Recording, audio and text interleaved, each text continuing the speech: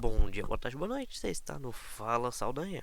Vamos estar dando continuidade aqui ao nosso livro Hiperfoco com o capítulo de número 9, que tem o seguinte título: Colete os pontos.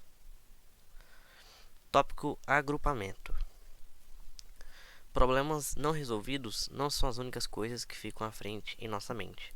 Todos os outros pontos que você acumulou importam tanto quanto eles, se não mais.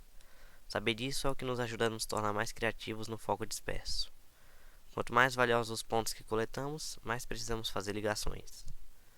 Na prática, os pontos que consumimos e ligamos são importantes porque nosso foco é sempre filtrado por aquilo que já conhecemos.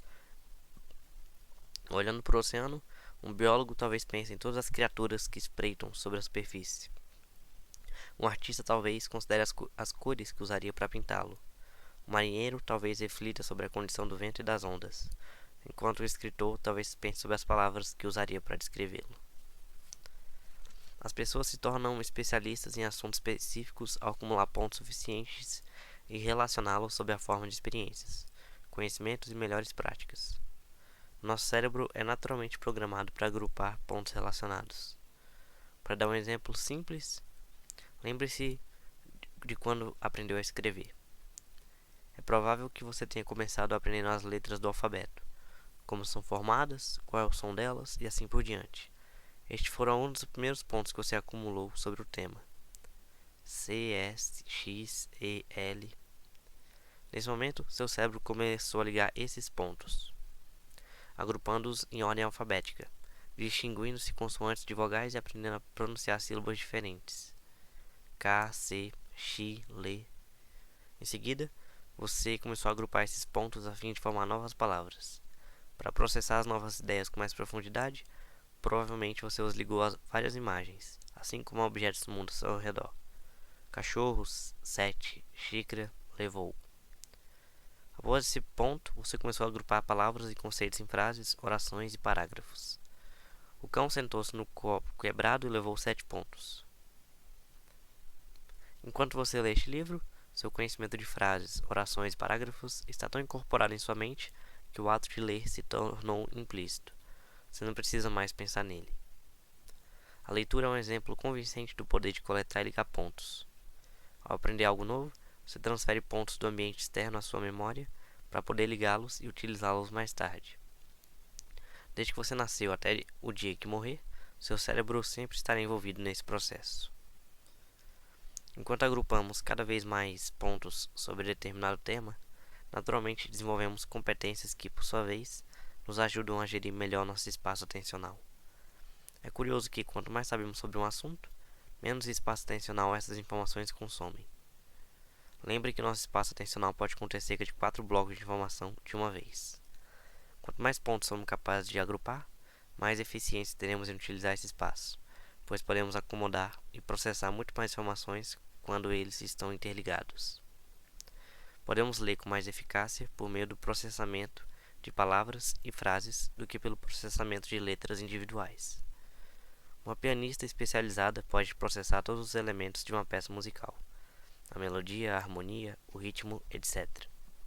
Melhor do que alguém que está tocando apenas algumas semanas, o que significa que pode tomar o uso de seu espaço atencional mais eficiente e talvez até mesmo sonhar acordada enquanto ela toca. Fazemos o mesmo ao coletar mais pontos relacionados ao nosso trabalho e ao investir na construção de conhecimentos e habilidades pertinentes. Isso nos permite tornar mais eficiente o uso de nosso espaço atencional se estivermos usando essas informações para hiperfocar em uma tarefa ou montar novas ideias no modo foco disperso. Podemos trabalhar com mais conhecimento e criatividade, porque já fizemos a triagem para agrupar essas informações. Trabalhar com mais informações à nossa disposição também nos ajuda a tomar decisões mais intuitivas, pois somos capazes de invocar subconscientemente conhecimentos pré-existentes em nossa memória. Essas informações nos levam a reagir de forma adequada em uma situação, mesmo que não estejamos conscientes do que estamos fazendo. Por exemplo, durante uma conversa, podemos intuir que uma pessoa de nossa equipe está chateada e que está deixando de dizer algo. Sabemos disso porque vivenciamos a mesma situação no passado, em algum nível, nos lembramos dos sinais que indicaram que ela estava incomodada. É assim que funciona a intuição. É o processo de agir segundo as informações de que nos lembramos, mas que não recuperamos conscientemente. Somos aquilo em que prestamos atenção, e quase nada influencia mais nossa produtividade e nossa criatividade do que as informações que consumimos no passado. Acumular muitos pontos valiosos nos ajuda de inúmeras maneiras. Nós nos tornamos capazes de ligar nossos desafios às lições que aprendemos. Nossos episódios de foco disperso ficam mais produtivos quando ligamos ideias valiosas, especialmente à medida que ficamos mais sensíveis a novos gatilhos de insight, nos expondo a novos pontos. E nossos episódios de hiperfoco se tornam mais produtivos, pois somos capazes de fazer um uso mais eficiente de nosso espaço atencional, evitar erros, ver oportunidades para atalhos, tomar decisões de alto nível melhores e abordar nosso trabalho com mais conhecimento disponível. Tópico: o valor de um ponto. Assim como há limites em relação a quão bem somos capazes de focar, o mesmo pode ser dito a respeito da quantidade de informações que conseguimos coletar. Enquanto nosso cérebro tem um espaço de armazenamento quase ilimitado, nossa atenção é muito mais restrita. Reter informações no cérebro é semelhante a encher uma piscina olímpica com uma mangueira de jardim. Embora sejamos capazes de armazenar uma quantidade enorme, só conseguimos preenchê-la aos poucos. Por isso é tão importante consumir pontos de forma deliberada. Não existem duas informações, ou entabular uma conversa envolvente com alguém mais esperto que você vai permitir que você colete mais pontos valiosos do que fazer algo como ver TV ou ler uma revista de fofocas. Não estou dizendo que consumir cultura popular não seja divertido. A vida não teria graça sem uma maratona de Netflix de vez em quando. E você provavelmente se entediaria um pouco mais se passasse cada minuto lendo livros densos e publicações acadêmicas. Ao mesmo tempo, vale a pena conferir e aumentar regularmente a qualidade dos pontos que você consome. As pessoas mais criativas e produtivas defendem seu espaço atencional de forma religiosa, permitindo que apenas os pontos mais valiosos sejam codificados. Então, como medir o valor de um ponto? Primeiro, os pontos mais valiosos são simultaneamente úteis e divertidos, como uma palestra do TED. Pontos úteis se mantêm relevantes por um longo período também são práticos. Seu valor de entretenimento faz você se engajar mais enquanto os consome. Embora seja bastante fácil dizer se algo é divertido, existem várias maneiras de se medir quando esse algo é útil. Informações úteis em geral são implementáveis e ajudam você a alcançar seus objetivos. Por exemplo, ouvir comentaristas discutindo questões políticas na TV provavelmente não será implementável nem útil a seus objetivos pessoais. Isso também suga tempo que você poderia gastar consumindo pontos mais importantes. A leitura de um livro de ciência ou de uma biografia sobre uma figura histórica é muito mais valiosa. Obras como essas podem inspirar você com uma nova perspectiva. São relativamente práticas, não são especulativas e podem ajudá-lo a alcançar metas pessoais a curto e a longo prazo. As informações que contém também possuem uma vida útil mais longa. Além de serem implementáveis e benéficos, os pontos úteis ou estão relacionados com o que você consumiu no passado, ou nada tem a ver com aquilo que você já sabe. Consumir informações adjacentes àquilo que você absorveu antes permite desenvolver uma constelação de pontos em torno de uma única ideia. Se você lida com engenharia de software, fazer um curso para aprender uma nova linguagem de programação ou ler um livro sobre gestão de engenheiros é, obviamente, um uso produtivo de seu tempo, sua atenção e sua energia. Absorver qualquer informação que apoie suas habilidades existentes é um bom uso do tempo. Quanto mais expandida for sua constelação de pontos, mais valiosas as ligações que você será capaz de fazer. Seu cérebro até libera mais dopamina, um prazer químico, quando você consome informações que corroboram o que você sabe. Ao mesmo tempo, também é imensamente valioso consumir pontos que não sejam relacionados ao que você sabe. Absorver novos dados cria a oportunidade de questionar se você está consumindo somente informações que confirmam suas crenças existentes, e isso pode lhe oferecer um gatilho para um insight. De novo, seu cérebro é atraído por novas informações e projetado para se lembrar delas. Se estiver em dúvida sobre consumir algo, faça a seguinte pergunta: De que forma você acha que a vida vai ser diferente se souber dessa informação? As táticas neste livro são todas destinadas a ajudá-lo a administrar sua atenção de modo deliberado. O mesmo princípio se aplica aqui. Quando sua criatividade é efetivamente a soma dos pontos que você liga, consumir informações no piloto automático é uma das atividades menos úteis ao qual podemos nos dedicar. Tópico: colete mais pontos valiosos. Em geral, o que é útil nem sempre é divertido. Há exceções, é claro. Você pode, por exemplo, encontrar alguns livros sérios mais divertidos que reality shows da TV, mas grande parte do que você consome segue essa tendência. Aí tem aqui o gráfico utilidade por valor de entretenimento com a decaída. Podemos separar ainda mais as coisas mais úteis que consumimos das menos úteis. E temos aqui um gráfico de utilidade pelo valor de entretenimento com útil, equilibrada, divertida e inútil. Do lado esquerdo do gráfico são os pontos mais úteis que consumimos. Essas informações são implementáveis, precisas e nos ajudam a alcançar nossos objetivos e continuam a ser relevantes por um longo período. Podem estar relacionadas ao que já sabemos, permitindo que liguemos e agrupemos pontos mais valiosos, ou não relacionados ao que sabemos, levando a mais conexões casuais. Para mim, coisas como livros de não ficção, cursos online, artigos sobre produtividade estão nessa categoria. A informação útil normalmente é a mais densa das três categorias. Os livros são um bom exemplo. Enquanto muitas vezes levamos menos de 10 horas para ler um livro, o escritor pode ter levado décadas para escrevê-lo, e a obra pode conter lições de uma vida inteira. Livros dão acesso a pensamento da mais alta qualidade e aos pontos mais úteis sobre praticamente qualquer assunto. Ter uma quantidade ilimitada de energia para consumir informações úteis ao longo do dia seria o ideal, mas isso obviamente não é possível, mesmo se reabastecêssemos com frequência nosso estoque de energia mental. Por mais poderoso que nosso cérebro seja, como uma máquina de ligar pontos, consumir exclusivamente material não divertido pode rapidamente se transformar em uma obrigação. Por isso é importante também buscar pontos equilibrados, informações que sejam úteis e divertidas.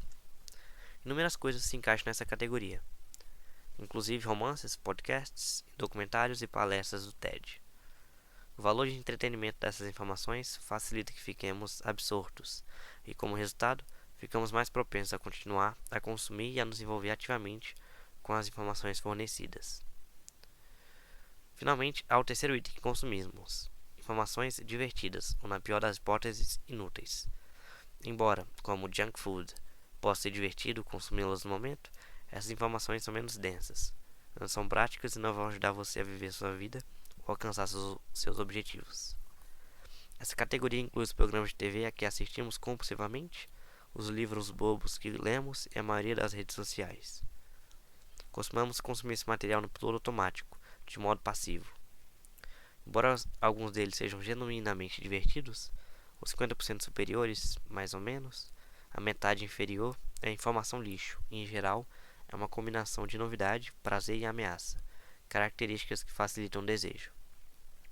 Como regra, deveríamos consumir mais informações úteis, especialmente quando temos energia para processar algo mais denso, consumir informações equilibradas quando temos menos energia, consumir informações divertidas com intenção ou quando estamos com pouca energia e precisamos nos recarregar, e consumir menos informações inúteis. Há 2 passos para aumentar a qualidade das informações que você coleta. 1. Fazer um balanço de tudo que você consome. E 2. Consumir intencionalmente informações mais valiosas. O objetivo de consumir pontos mais valiosos não é transformar você em um autômato que consome apenas informações de valor em seu tempo livre. Onde está a diversão aí? A questão aqui é permitir que você recue um passo em relação às informações que consome para poder determinar com mais intencionalidade o que absorver. É impossível ser mais produtivo ou criativo sem antes refletir sobre seu trabalho e sua vida. E é isso que torna tão poderosas táticas como definir suas tarefas mais produtivas, estabelecer intenções e deixar sua mente devagar. Definir seus pontos mais valiosos é apenas mais uma dessas táticas. Para começar sua verificação, atribua tudo que você consome a uma das 4 categorias de informação: útil, equilibrada, divertida e inútil. Inclua nessa lista de aplicativos que acessa automaticamente, sites que visita com regularidade, livros que lê em seu tempo livre, programas e filmes que vê na TV, e na Netflix e qualquer outra informação relevante que absorva. Pode ser útil carregar um bloco de notas por alguns dias para ilustrar tudo que consome, e se quiser, por quanto tempo consome. Faça isso em casa e no trabalho. Se consumir uma grande quantidade de livros, cursos e outras informações para o trabalho, pode ser útil fazer duas listas. Uma para as coisas que você consome e outra para o que consome para benefício pessoal ou por prazer. É provável que você note imediatamente algumas coisas que queira mudar. A quantidade de tempo que gasta em aplicativos de rede social, em sites de notícias ou assistindo à TV. Também pode encontrar padrões que vão surpreender você. Por exemplo, o americano médio consome 34 horas de televisão por semana. Se você é um deles, isso é um monte de tempo que poderia ser gasto em atividades mais úteis. Também pode notar o que está faltando, como o fato de você não ler nenhuma ficção, embora sempre tenha gostado, ou fazer um bom tempo desde que você se propôs a aprender um novo hobby. Depois que tiver feito esse levantamento, veja as 10 ideias de como poderá mudar seus hábitos com a intenção de consumir mais informações valiosas. Comece experimentando 2 ou 3 que tenham um apelo particularmente forte para você. 1. Consuma coisas que você goste, sobretudo quando poucas pessoas gostam delas. Ao listar as informações que consome, talvez você tenha descoberto que gosta de consumir coisas que outras pessoas tendem a subestimar ou evitar.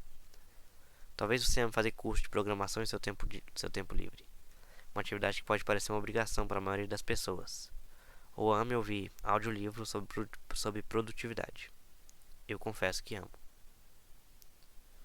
Aumente o desenvolvimento de habilidades e conhecimentos que você acha interessante. Também opte pelo meio que preferir. Se você aprende melhor ouvindo, tente consumir audiolivros em vez de livros físicos. Se prefere audiovisual, tente assistir a palestras do TED em vez de escutar um audiolivro. 2. Elimine o lixo.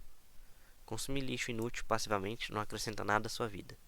Escolha 2 itens que não lhe trazem prazer genuíno e elimine-os por completo. Busque material que, embora seja estimulante no momento, não satisfaz você depois. Seja implacável na defesa de sua atenção. Cada vez que você para de consumir lixo, abre espaço para que algo de útil acrescente valor à sua vida. 3. Escolha algumas coisas valiosas para acrescentar. Que livros você pode ler? Que curso pode fazer? O que conversas pode ter que venham a ser úteis no futuro? Você pode consumir mais informações complexas sobre um determinado tópico para aumentar sua experiência?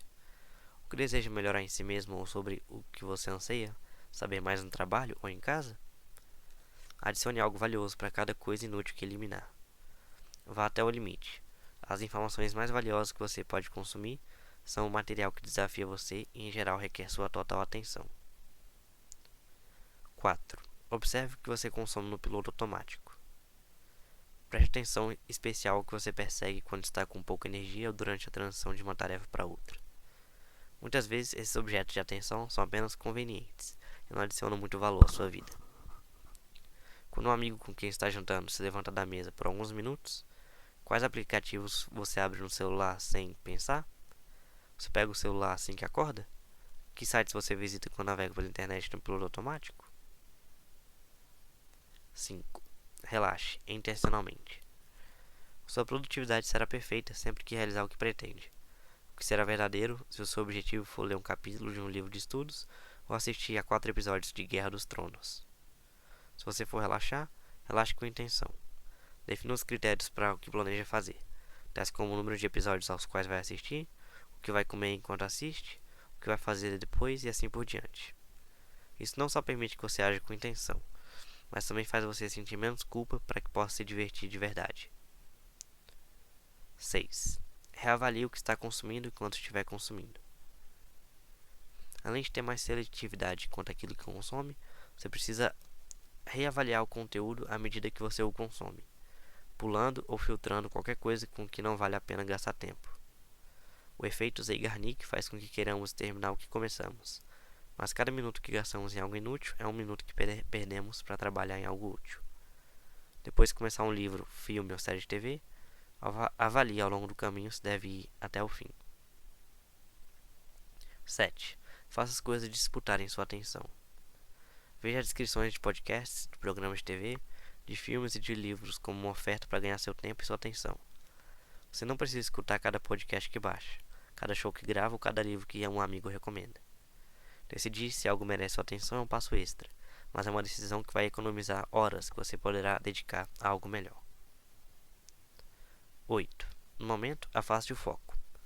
Tente afastar o foco e se dar um tempo maior caso esteja tendo dificuldade para decidir o que consumir no momento. Se você usa redes sociais, talvez tenha familiaridade com os vídeos estranhamente satisfatórios que mostram uma refeição inteira sendo feita em 1 minuto. O espinafre é reduzido a 1/5 do tamanho em 1 segundo. Pequenos pedaços de frango cozinham em 2 segundos. Você pode afastar o foco do material que está pensando em consumir de forma semelhante. Vamos dizer que você tem 1 hora para gastar como quiser. Dê esse passo para trás e observe a vida de longe. Como gostaria de se ver ocupando esse tempo se ele fosse acelerado até virar um vídeo de 30 segundos? Você gostaria de se ver esparramado no sofá assistindo a Sherlock na Netflix ou mexendo mecanicamente no tablet? Ou preferiria assistir a um vídeo de si mesmo mergulhando em uma centena de páginas de um livro? Afaste o foco para observar os impactos de suas ações que vão levar você a consumir mais informações valiosas. 9. Invista no caso. Consuma coisas desafiadoras fora dos limites de sua especialidade, aquelas que nos forçam a fazer mais ligações diferentes. Quanto mais distantes os pontos a conectar, mais valiosas as conexões acabam sendo em geral. Configure sua página inicial do navegador para abrir com um bookmark artigo aleatório da Wikipedia. Vasculhe a seção AMA. Ask Me Anything. Pergunte qualquer coisa. Do Reddit, na qual especialistas de renome mundial respondem a perguntas de pessoas comuns. Vá ver uma banda de que nunca ouviu falar. Leia um livro sobre um tema a respeito do qual você não sabe nada. Faça aulas de um assunto sobre o qual sempre teve curiosidade, como fazer coach de retalhos, dançar ou falar em público. Pegue a biografia de uma figura histórica cujo nome você conhece, mas cuja história de vida seja desconhecida. Eu me inscrevi para um curso online sobre programar aplicativo de iPhone alguns meses atrás. Hoje é uma das coisas favoritas que faço no meu tempo livre. 10. Concentre-se mais no que é valioso. Existem alguns tópicos sobre os quais você sabe mais e algumas coisas em que é melhor do que quase qualquer um no mundo. Quanto mais pontos você coletar em torno desses tópicos ou habilidades específicas, mais vai se especializar. Para cada coisa inútil que eliminar, considere focar mais em algo que você já domina ou em um assunto que você conhece muito. Se for professor, por exemplo, em vez de abrir a Netflix no piloto automático depois do trabalho, pense em fazer um curso para investir em novas competências profissionais. Quando se concentrar naquilo que já conhece bem, você vai se surpreender com o aumento da sua produtividade e criatividade. Tópico: parece mágica. Enquanto continuamos a reunir uma constelação de pontos em torno de determinado tema, as ideias começam a se desenvolver.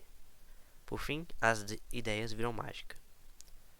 Adoro essa citação do escritor de ficção científica britânico Arthur C. Clarke. Não é possível distinguir entre a magia e qualquer tecnologia suficientemente avançada. Eu iria ainda além e direi que qualquer decisão ou ideia suficientemente complexa também é indistinguível da magia. Sempre que não entendemos a complexa rede de pontos que contribuem para algum resultado, atribuímos isso à magia ou à genialidade. Desde que me entendo por gente, sou obcecado por truques de mágica. Mas acho que compreender o complexo funcionamento por trás de uma ilusão é muito mais gratificante do que ver o truque em si. Ilusões param de ser magia assim que descobre como são feitas. Mas aprender como são feitas parece um momento de eureka, em si mesmo, como um conjunto de peças de quebra-cabeça misturadas que se encaixam. Como mágico, os métodos de um gênio não são misteriosos. São misteriosos, até que se desembaraça a teia de conexões que leva a eles. Esses indivíduos em geral têm mais experiência, investiram mais horas de prática deliberada e, mais importante, ligaram mais pontos do que qualquer outra pessoa. Como o autor Malcolm Gladwell escreveu, a prática não é aquilo que a pessoa faz quando é boa, é aquilo que a pessoa faz que a torna boa. Albert Einstein foi, sem dúvida, um gênio. Ele conectou mais pontos de mais maneiras originais do que quase qualquer outro ser humano. Ao mesmo tempo, estava sujeito às mesmas limitações mentais que todos nós. Para conceber uma ideia como a teoria geral da relatividade, ele precisou coletar e ligar um número incrível de pontos de modo que pudesse ligar as ideias de natureza e conceitos matemáticos, formando conexões que outros não tinham. Para deixar a mente devagar habitualmente, ele tocava violino por horas a fio. Einstein trabalhou por sua genialidade. Como ele dizia, não tenho nenhum talento especial, só sou apaixonadamente curioso. Ao fazer perguntas do tipo, como seria correr ao lado de um feixe de luz? Ele criou teias complexas de pontos para formular sua teoria da relatividade. Apesar de suas realizações, até mesmo Einstein sofreu com a síndrome do impostor, e disse certa vez à esposa, Elsa, ao ouvir os gritos de 1000 pessoas diante de seu quarto de hotel. Acho que somos estelionatários. Vamos acabar na prisão. Enquanto nós, com frequência, achamos atraente a história de um gênio solitário e dedicado, todos os gênios investiram tempo e esforço para alcançar a grandeza. Isso inclui Mozart, que escreveu sua primeira sinfonia aos 8 anos. Daniel Levitin, autor de A Música no Seu Cérebro, propôs uma teoria para explicar o gênio musical de Mozart. Não sabemos quanto Mozart praticava, Levitin diz, mas começou aos 2 anos e trabalhou 32 horas por semana. Bem possível, dada a reputação de seu pai de carrasco severo, teria feito suas primeiras 10.000 horas aos 8 anos de idade. A regra das 10.000 horas é popular. Alguns sugerem que a duração da prática esforçada que leva à aquisição de um nível de desempenho de especialista em determinada habilidade. Embora a regra não se aplique a todos os casos, você provavelmente se tornaria um campeão mundial em comer barra de chocolate em menos tempo. É um critério bastante confiável.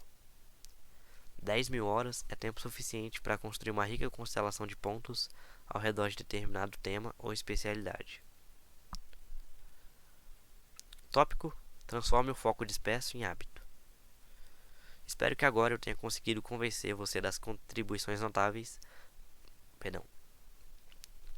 Espero que agora eu tenha conseguido convencer você das contribuições notáveis possibilitadas pelo foco disperso.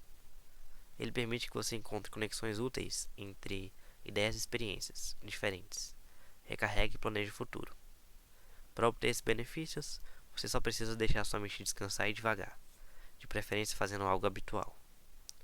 A frequência com que você deve dispersar sua atenção depende de uma série de fatores. Para alguns, ela está vinculada à frequência de uso e necessidade de recarregar e sua capacidade de hiperfocar. O hiperfoco consome energia mental, enquanto o foco disperso restaura as energias. Dispersar a atenção é particularmente benéfico quando seu trabalho exige que você conecte ideias mais complexas e disparatadas. Por exemplo, você precisa dispersar sua atenção com mais regularidade se é responsável por pesquisa de projetos ou é um designer de videogame que constrói enredos. Quanto mais criatividade seu trabalho exige, mais assiduamente você deve dispersar sua atenção. Na maioria dos casos, o trabalho intelectual de fato se beneficia do máximo de criatividade que pudermos lhe trazer. Por fim, a frequência com que você dispersa sua atenção deve refletir quanto é importante para você encontrar a abordagem correta para o seu trabalho.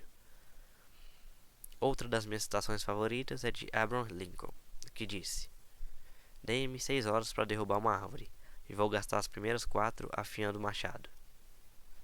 Se estamos criando um projeto de reforma da casa, alocando o orçamento de nossa equipe ou fazendo uma pesquisa, a abordagem que assumimos importa.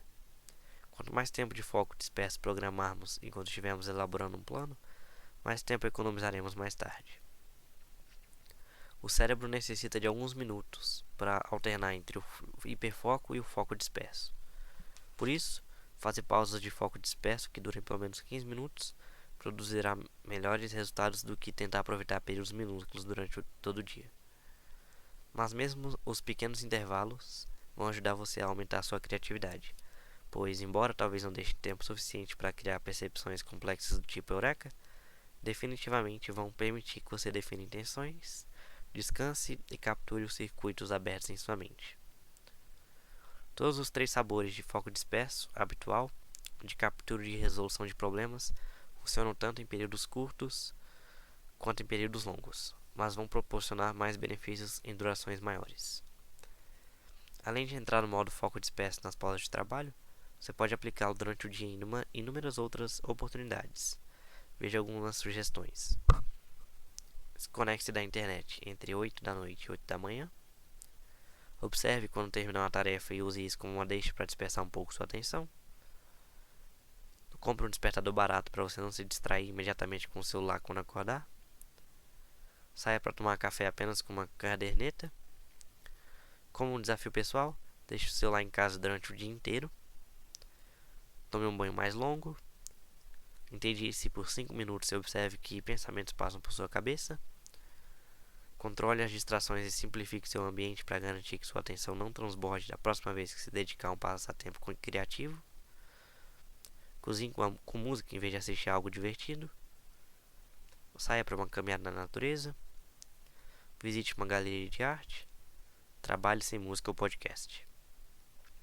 Falando objetivamente, o foco disperso talvez pareça bastante improdutivo. Andar de ônibus olhando pela janela. Andar pela natureza ou correr sem fone de ouvido. Aguardar em uma sala de espera escrevendo em um bloco de notas em vez de mexer no celular. Embora você pareça não estar fazendo nada, sua mente com certeza está. O foco disperso é o modo mais criativo do seu cérebro. Assim como o hiperfoco, vale a pena gastar o máximo de tempo possível para praticá-lo. Final do capítulo número 9.